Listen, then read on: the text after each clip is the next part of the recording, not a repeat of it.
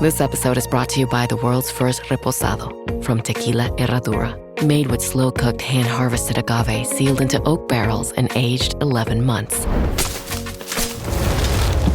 Before being enjoyed in your glass.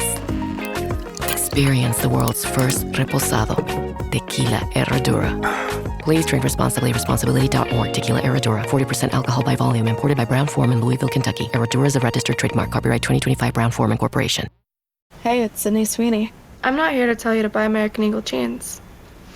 And I definitely won't say that they're the most comfortable jeans I've ever worn. Or that they make your butt look amazing. Why would I need to do that?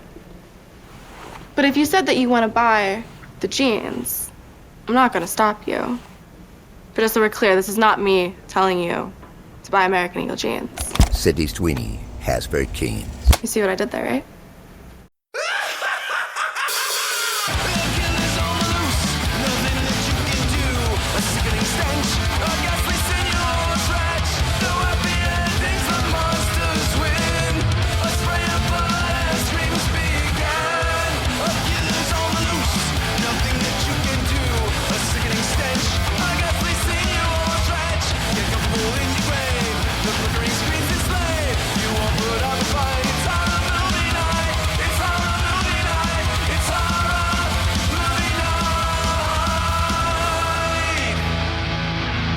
Everybody, welcome to another episode of Horror Movie Night, and the time has come. We said we were never going to do this movie, but it had an anniversary. I finally decided to go through with it, and I want to read this disclaimer that I wrote after watching the movie.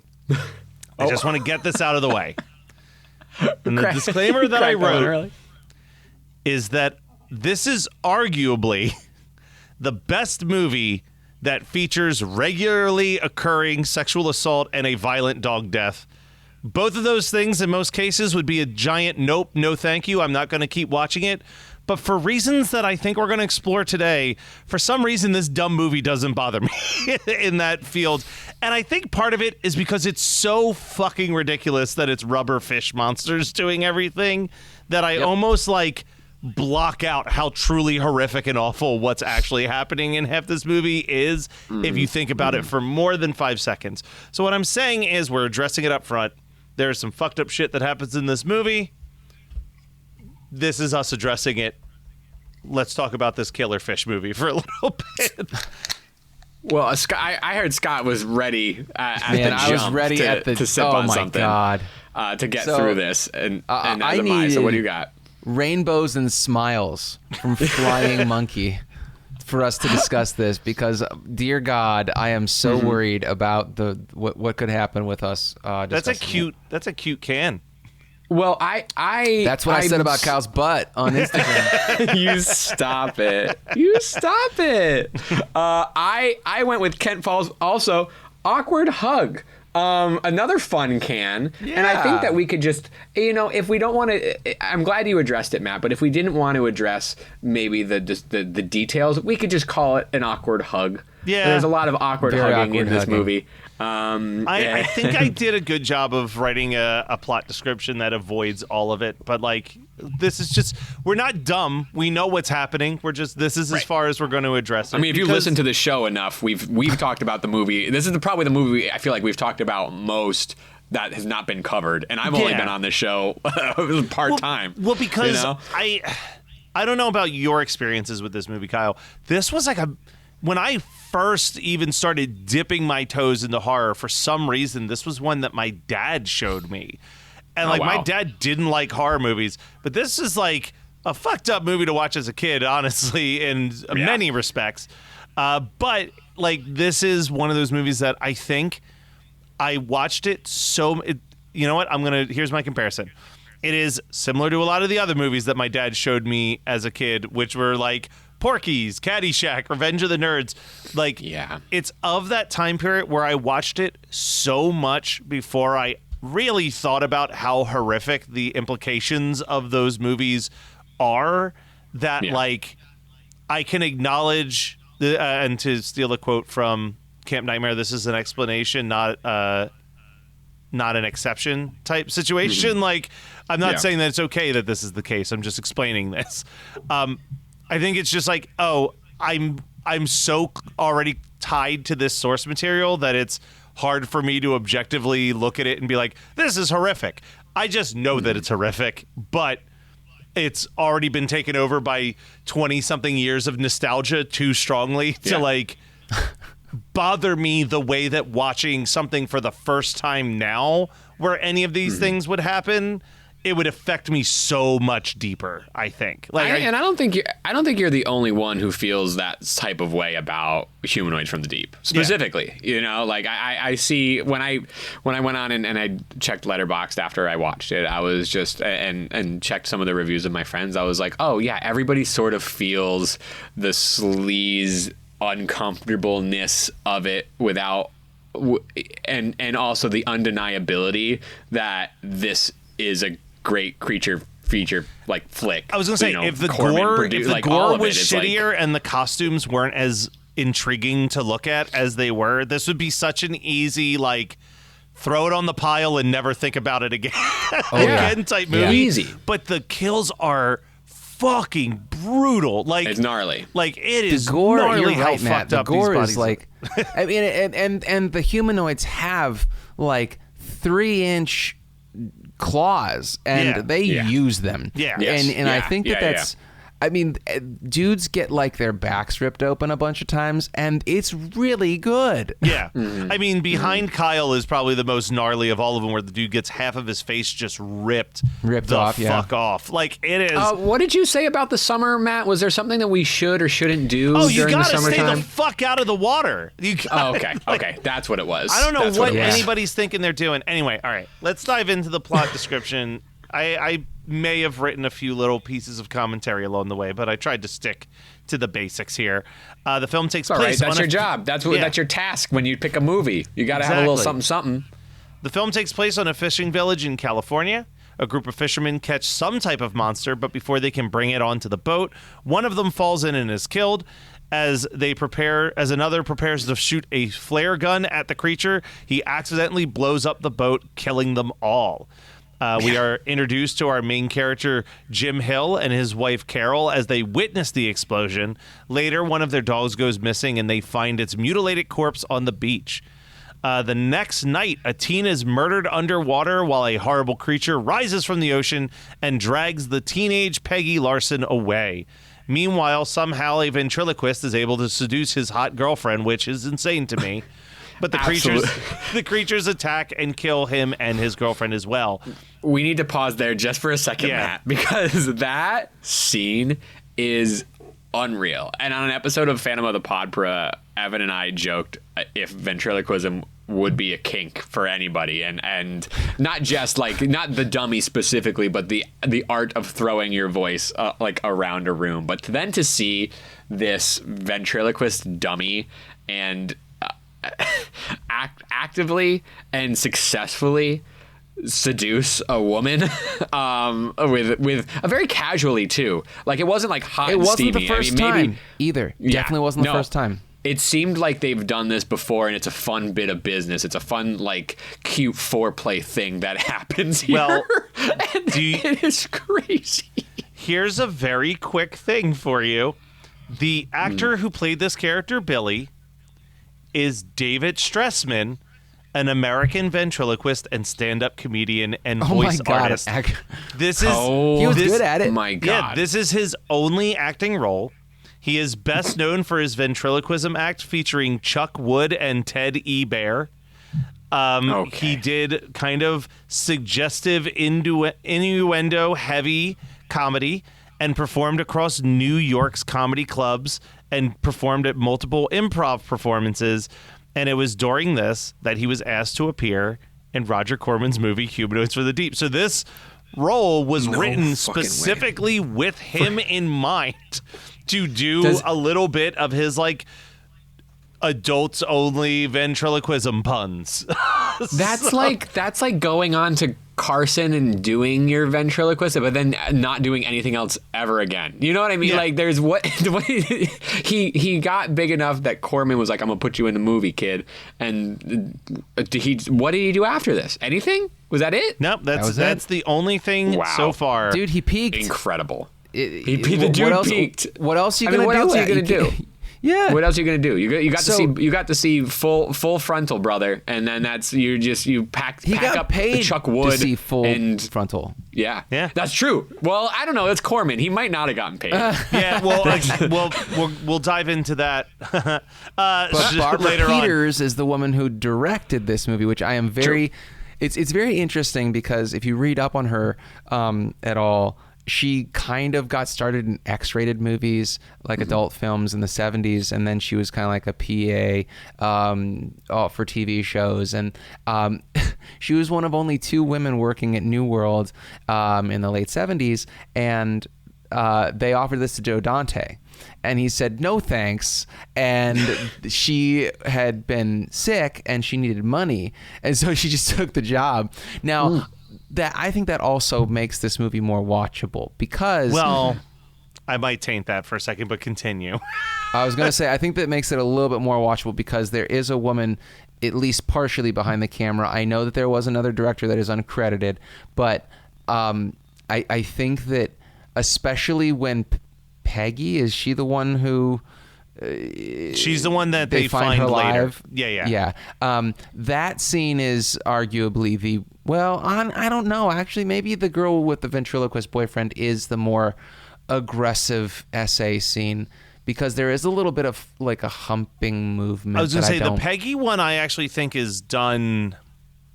We'll get into it, but the Peggy one I feel like they cut away just enough times that it's like you only They both cut away more than what I would expect a man to do in 1979 when they were shooting this. That's all I'm getting at. So the situation, as I understand it, and I'm going to use a direct quote here, but in an interview with the Shout Factory Blu-ray release from 2010, Corman explained that when he hired Peters, he discussed the expectations of making a film that is part of a B-movie exploitation franchise, and said that he needed the monsters to kill the men and rape the women. In post-production, he said that she had done an outstanding job when it came to filming the death scenes of all the male characters, but shot all of the women attack scenes in a shadowy way filled with cutaways that didn't provide the level of TNA that he needed to sell the movie. So he hired the director of Deathstalker to come in and reshoot those scenes. Now, I think for the most part, it was like, it wasn't so much like it needs to be more aggressive, but it was just like it needs to be lit. It needs to be lit in a way that the horny guys in the theater could see the boobs in this movie as opposed to not see the boobs. But the thing is, like, I'm okay with showing boobs in horror movies. Like, let's just get that out of the way. Right. I mean, show me dong. Show me all the parts. I want to see it all. That's what horror is all about, in my opinion. It's just when it becomes nudity and violence that I am like, no, thank you. Yeah. So, and it's hard. One. I mean, that puts Corman. It doesn't put Corman in a bad position. No. Corman puts himself in a bad position. Yeah, I was going to say, we've talked about this before, that like Lloyd Kaufman might be the 80s version of Corman, but he is also way more of a feminist, which is a weird thing to think about when you think about trauma movies than Corman ever was. But there's a reason why you have multiple reports of people who worked with Corman coming back away from it, having a bad time. Whereas like Lloyd Kaufman, it feels like you never hear really actresses, actors, directors, writers ever feel like they were taken advantage of. They might have felt like they weren't paid enough. They may have felt like the food was subpar or whatever. But it seems like at his core, Lloyd Kaufman genuinely cares about people's comfort level and safety while still being able to achieve what he wants. You know what I mean? Like, I remember reading in his book, he talked about, like, for him, it's really important that, like, the first thing they film for any trauma film is all of the nude scenes. He just wants to get it out of the way and get it there because he needs it. And that came from personal experience. He was like, when I made my first movie, there was supposed to be a wet t-shirt contest scene, and he was shooting the movie in chronological order. And after he had already shot about an hour of the movie and was getting to the wet t-shirt contest scene, all of the girls were like, no, thank you, we're not going to do that, actually. And they, like, refused to film the scene, and he had to cut it. And he's like, well, I can't like reshoot this whole movie just to get actresses that'll do the scene. So from that point on, his perspective was like, let's get the nudity first. It proves to me that they're serious about making the movie, that they're not going to like change the thing that allows me to sell this movie and make money back because there's an expectation. But also that he's like, that is as closed of a set as humanly possible. It is the actors, myself, the sex coordinator, and like the cameraman and nobody else, no matter how badly people want to be there. Like, yeah, it's like a learned experience, right? And I just don't know if Corman ever learned. But Corman barely made things. You know what I mean? Like Corman was always producer who occasionally would make a movie. Lloyd has basically made every film that Troma didn't acquire. You know what I mean? Like he comes from a way more hands-on perspective. But yeah, I mean, Peter's not a big fan of this movie. He said, I'm sorry, I didn't know how to make this. I've never made a movie about women being sexually ravaged by a monster before this. She said she's not opposed to shooting nudity, but only when it was integral to the story, and she never felt like this stuff could be anything but mean and degrading, so she tried to do her best, and she's annoyed that Corman then went behind her back and reshot the stuff. So, like I said, this is not a movie without its controversy. But it is a movie with a ventriloquist dummy getting a striptease scene, and that is noteworthy. No doubt. The attacks follow on the beach, and this is when Jim and Dr. Susan Drake discover Peggy's body. The team deduces that the company that has been experimenting on growth hormones on salmon, somehow the salmon must have been released into the ocean and mutated the larger fish that were eating it. Excuse me, Matt, salmon. Just so you know, salmon, W or K. Yeah, salmon, SALMAN. The salmon competition is big time. Yeah, I love that it's K-fish. KFSH is the name of the. I just couldn't believe the radio announcer kept saying salmon. Salman. The whole yes. Salman. I was gonna say, I wanted to clarify.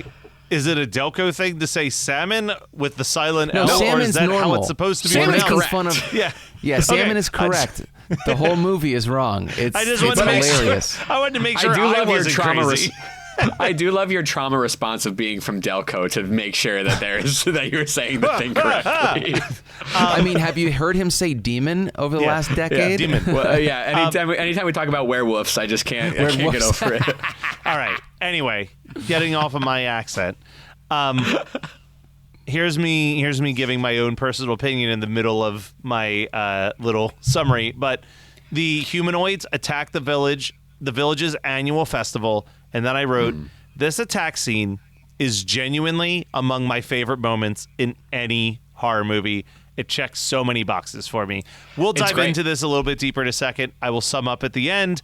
Jim fills the bay with gasoline, which he ignites, that keeps the creatures from being able to retreat back to the water and allows them to kill off these creatures. However, at the end of the film, it is revealed that Peggy has given birth to a humanoid offspring, something that Dan O'Bannon took a lot of issues with and said that they were stealing the concept of a chest burster in that scene, which I think is a little bit of a stretch, Dan O'Bannon. That's a stretch. It came out of chest bursters come out of the chest.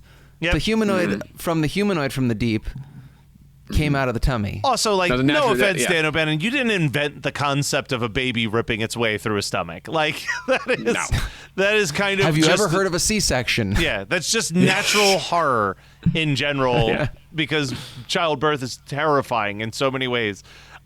Let's talk about this scene at the pier, though, because retrospectively, that's why I wanted us to talk about this movie. This pier scene is phenomenal. Yeah. I didn't realize, so I did a little bit of research. I watched, Matt, I assume you watched the Scream Factory release. No, I watched I have the old school Corman DVD still that I probably bought as one of the first, 20 DVDs I ever owned. So you are missing, if I read this correctly, you are missing a key scene or something that was removed before the. Yeah, because my version was Blu-ray 78 release. Minutes long. So which there's not a lot that's taken out, but there was in the Japanese release and then later on added to the Blu-ray release. There is a complete head rip happening from. Yeah, dude. Okay, so. You need to see this head rip. Scott, how did you watch this? I just watched it on Tubi, so I'm assuming that I watched Matt's the same copy as Matt, because I don't know anything about a head rip. I've watched this movie like 7 times. There is a full on head rip. The head is like the humanoid dangles the head. Like we see a full severed head. I don't have the Blu-ray, but I had bought this at a horror convention, dude, 2008 and it was a rip of the Japanese copy of it. So it's called just Monster, I think. Monster. Yeah. It wasn't Monstroid. Monster I think it's is. just, Oh no, I'm sorry. I actually have Humanoids from the Deep up. The Monster is the European and Japanese name. Yep. Yeah. So it's a DVD rip of Monster, which there's not the only difference that I distinguished was that there is this head rip. Completely gnarly. But that's the only thing that changes from this pure annihilation, which is an incredible scene. It really is a standout. Man, that's a shirt design right there. Pure annihilation, dude. I love that. I do. There's one thing that I wish happened, and it is related to K-Fish. At the beginning of the carnival, K-Fish is on the mic, and they're saying that if you can catch the roller skater, you'll get a K-Fish visor. Yes. There's like a radio babe on roller skates, and if you can catch her, she's not holding visors, by the way. No, she ain't got no visors. You got to go back to the table for that. But if you catch her, apparently, I wish that there was a humanoid wearing a K-Fish visor. That would have been so fucking funny. I was almost sure it was going to happen. I was like, was this your first watch? This wasn't your first watch. No, I've watched this many times, but well, I shouldn't say many times. I watched this like 2 or 3 times when I had first bought it. Because it's like an early horror, but then also it was like an early bootleg of it was an early bootleg thing that I owned, so I thought it was like special. So like the reason I showed so many people Salo for which is bad, which is crazy. It's just so crazy to think of you, the most mild-mannered of the three of us, be like gleefully showing Salo 120 Days of Sodom to randos. Hey, dude, come over to my apartment, let's watch Salo. It was a vibe for sure. It was something that I did. Like it was like that. It was like Gummo and kids. Like I was sort of like the person who would show people fucked up things, right? Okay. And this is late middle school, early high school, right? Like what? It's not. I thought you were talking about like high school, end of high school into college, like art school, like film school. No, but this is also, but this is also like when I say show people, it's not like I had a huge group of friends. Like, let's remember my Satanist upbringing, okay? Yes. Like, I didn't have a large large group of people to show this with. For you. That was a crazy 2 years, dog. But this was in that mix of horror movies that were sort of like, you're not going to see this anywhere else. I didn't know the difference or the understanding, but like this was in that pile. So I've watched it a handful of times early on. I probably haven't seen it in 15 years, 10, 15 years. Yeah. So it was a fun rewatch for that reason. But I was hoping, I was like, I almost convinced myself that there was going to be a humanoid wearing this visor. Really.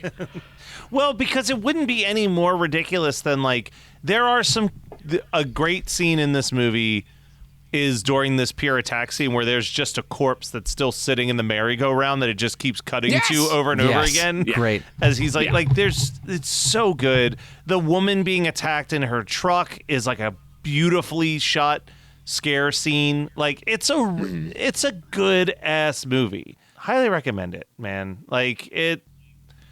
Well, I guess not highly recommended. There are some questionable things in this, but the things that work are worth watching. You know, work. Watch a carnage count video of it, really, because you don't.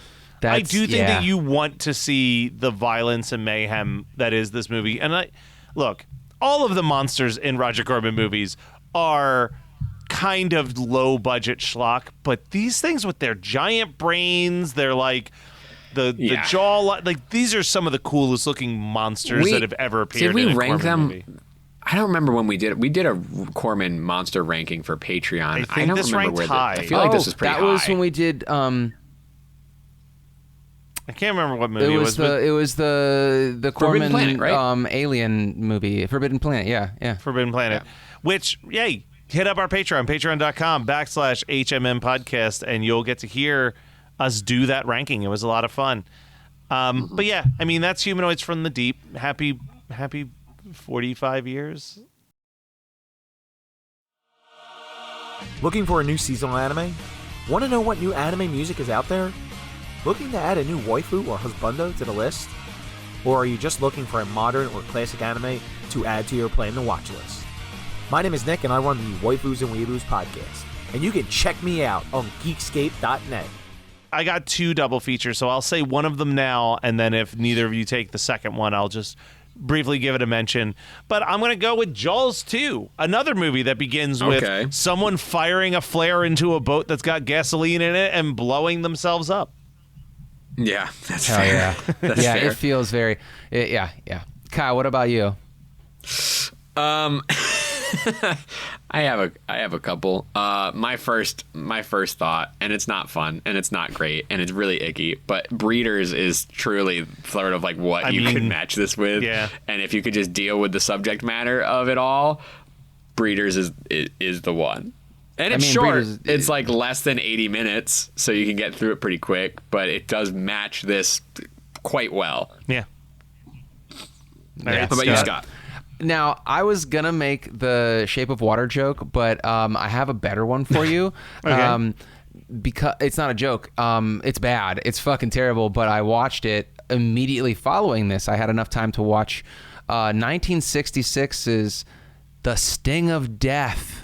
Have you ever heard of this movie? No. This was a new one for me. It was literally the suggested movie, the next movie on Tubi after watching Humanoids from the Deep. And it is a Frankie Avalon? No. Sting of Death. Who is it? Who is the singer in it? Frankie Valli? Frankie Valli, yes. And it is very fucking stupid. But the best part about it is that it's this guy who, it's such a bad movie. But the conceit is there's this guy who has figured out a way to make himself into a human. He can like transform and de-transform back from this like humanoid Portuguese man-of-war jellyfish creature. What? And the if you just go to the last 5 minutes of it on Tubi, it's all you really need to see, because the costume is hilarious. Oh, they literally I just blew saw up something about this, and I almost was going to clock it as an episode, but are you saying it's not worth it for just the last minute? I don't know. Maybe. I feel like next summer, yeah, sure. Why the fuck not, right? Like, but it's just absurd. It's not long. It's 80 minutes. Like it's not even an hour and a half. The thing I like the most about it is that Neil Sedaka, he sang a song for it called "Do the Jellyfish." It was like a, and this was rated X. It got an X rating, an X certificate in 66, 66 or 67. I'm sorry. And they just did it because they needed a B picture for drive-ins. And I guess in the late 60s, X certificates weren't like horrifyingly bad movies. It was just that you had to be 16 years or older to watch it. So the story, a very, very quick Matt Kelly film history breakdown of the X rating.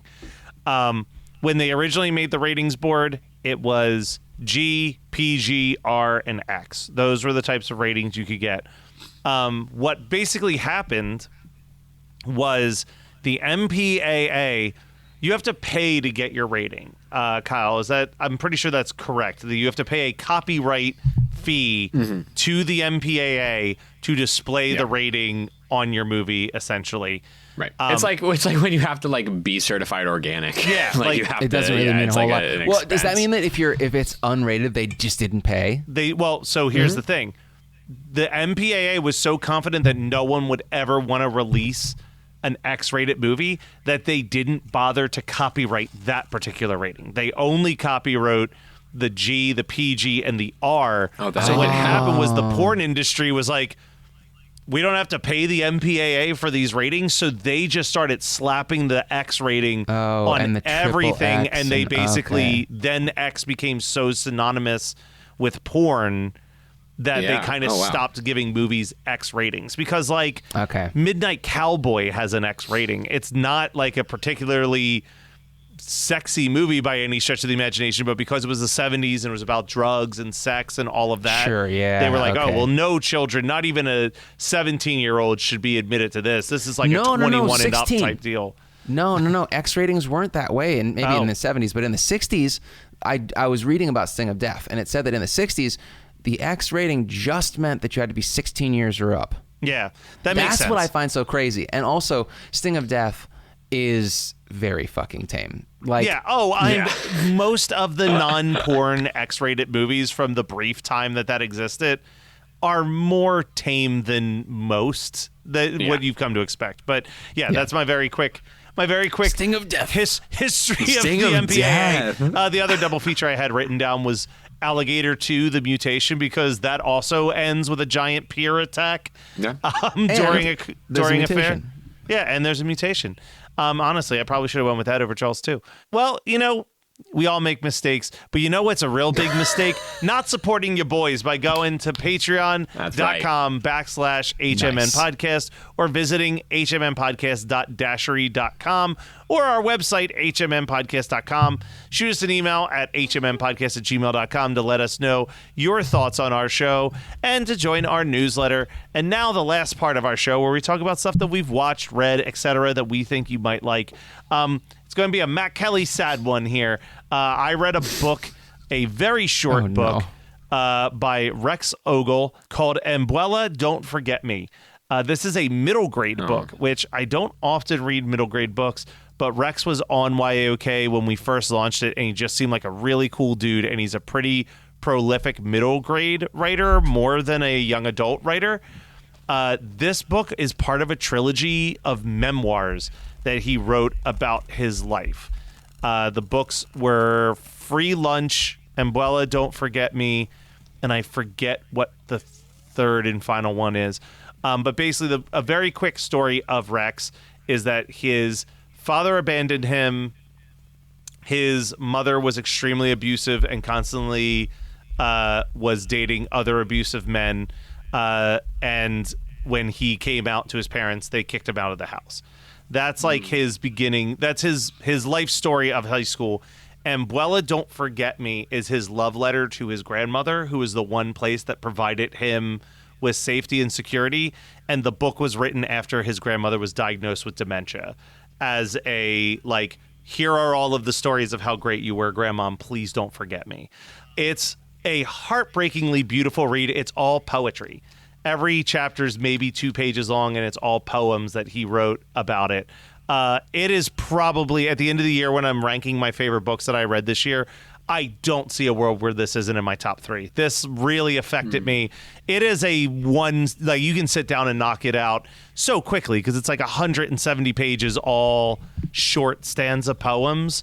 But it is the way it's structured, the way it's written. It is so beautiful. It tends to even dabble into funny once in a while, but it is truly a work of art. When you talk about how literature can be a work of art, this is going to be like one of those things that I bring up as like just an unbelievable achievement in writing.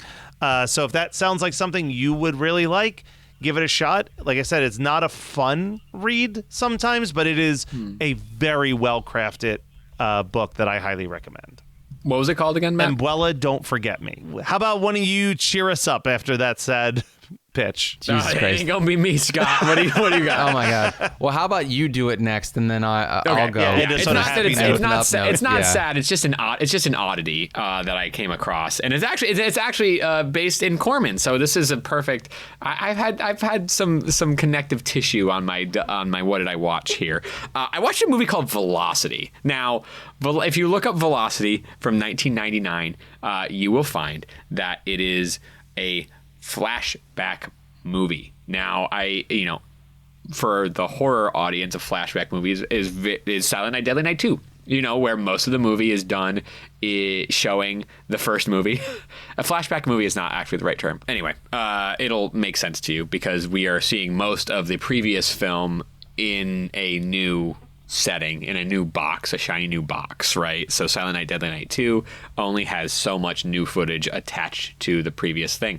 Velocity is from 1999, but Velocity is a re-edited version of Roger Corman produced The Wild Ride, which is an early Jack Nicholson sort of automobile teen rebellion movie that I had never seen. I bought Velocity kind of thinking that it was a older Jack Nicholson picture. It come to find out that it is just a recut of 1960s The Wild Ride with 25 minutes of sort of bookends of a new arrogant street race car driver, road course race car driver in California, who Jason Sudeikis also makes one of his first appearances in film in this movie. He has dyed hair, and he's a little punk ass crew chief for this driver who is arrogant, but his mechanic is played by Jack Nicholson's character from Roger Corman's picture, but it's played by a Jack Nicholson impersonator. So we have this Jack Nicholson impersonator playing Jack Nicholson's character from 1960s The Wild Ride, and then we have about almost an hour of Corman produced The Wild Ride in the middle of this bookended piece with new footage that also includes Jason Sudeikis and a Jack Nicholson impersonator. It's bad. It's not good by any stretch of the imagination. I don't even think The Wild Ride is probably that good of a movie. And by bookending this movie with new footage that sort of tries to tell a story about how back in the day this crew chief used to be a crazy race car driver, and with all the things that he learned back in his day, he can apply it to this arrogant new driver, and maybe maybe there's a morality tale involved. It's fucking insane. But I bought the DVD at that closing FYE. and I finally sat down and watched it. And by sat down, I meant stood up at my standing desk, did work, and had it on in the background, and also didn't get my work done because I was so flabbergasted that this thing existed. But it's just an oddity. I don't know if you can find it. I don't know if you can find Jason Sudeikis' little tidbits of information. Maybe I'll put something together. Maybe I won't. Velocity exists, and it's not a recommendation, but that is what I watched. Dear Lord. All right. Well, Scott, lots weighing on your shoulders. There's no way for me to really make it happen. But what I will say is I read Cold Front by Barry Hammond, which is it was until this year a piece of lost media. It is was a very obscure horror book from Canada. From the early 80s. I believe it was published in 82. It's Barry Hammond's only novel. And Fathom Press worked for years to get the rights to it, to transcribe it, to clean it up, make sure it's good to go, and then they did a mass market paperback version of it. They did a reprint of it, and I was one of the pre-orders. Yeah, but that cover art for this is crazy. Well, it's the original so good. cover art was awesome. The new cover art is fine. The funny thing is that the cover art for the original I believe it was used by multiple books because it wasn't a thing to like, and that's what's so funny about these retro horror paperbacks is that there are multiple books that have the same covers. There are like 4 or 5 covers that were reused because it was like, there was no internet back then, and these were small publishings, and they didn't have any sort of like exclusivity to the covers, to the cover art. And so if they probably like, if the artist didn't get paid enough, they were probably like, oh, I guess I'm just gonna, offer it to somebody else to recoup my costs. But anyway, the story is very bleak. It's these 3 drunk oilmen, like oil patch workers, who murder their boss because they're drunk and they want his money, and then they go on the lam and they get lost in the Northwest Territory, and they find a cabin with a woman in it, and various dismemberments ensue. It is a nasty short book. I didn't love it, but it also is oddly less terrible than less gross and gory than I was expecting. I was expecting some like its reputation kind of preceded it a little bit too well. It was lost because it was just fine. But I did enjoy it. It wasn't written terribly. I mean, it was a relatively well-written story. I mean, like, I have a pretty low bar to entry when it comes to these retro horror paperbacks, because so many of them were really about just like writing shocking stuff, and a lot of them were very essay forward. And I discuss that when I discuss them sometimes on here, but a lot of the ones I read and don't discuss are due to the fact that they are just not well written and not compelling. This was compelling enough for 150 pages, and it was an experience to read it. I recommend people who want to get their hands on some previously lost media to check out Fathom Press. They're cool. I like that they're doing this. I think that they've only done like half a dozen publications right now. I know that they did The Light at the End, which is a super famous retro horror paperback that was out of print, and they did The Brain Eaters. And, they did Bad Ronald? Yes, they did a reprint of that. Whoa. So, but like I said, I think they've only done like half a dozen so far. But hopefully, I mean, getting Cold Front. And they did John Russo's Return of the Living Dead. Very fun. Yeah. And what's so funny about that, John Russo's Return of the Living Dead, is that I was at a local Comic-Con / Horror Con 2, maybe 3 years ago, and I believe John Russo was there, or it was some old guy who had all of John Russo's books. And he had like 6 signed copies of the original printing of Return of the Living Dead, and they were going for $20 a piece, and I was like, that would be kind of cool to have, but I also don't really care enough to buy it, and so I didn't. And I think about that a little bit.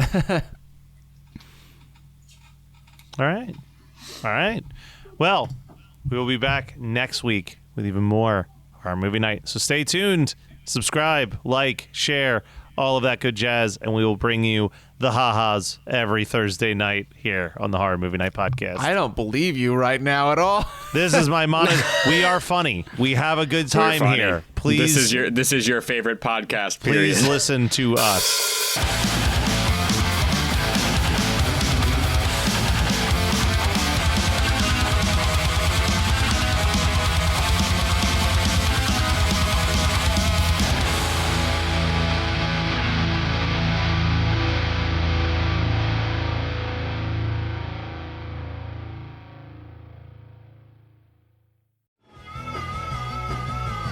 You're listening to the Geekscape Network.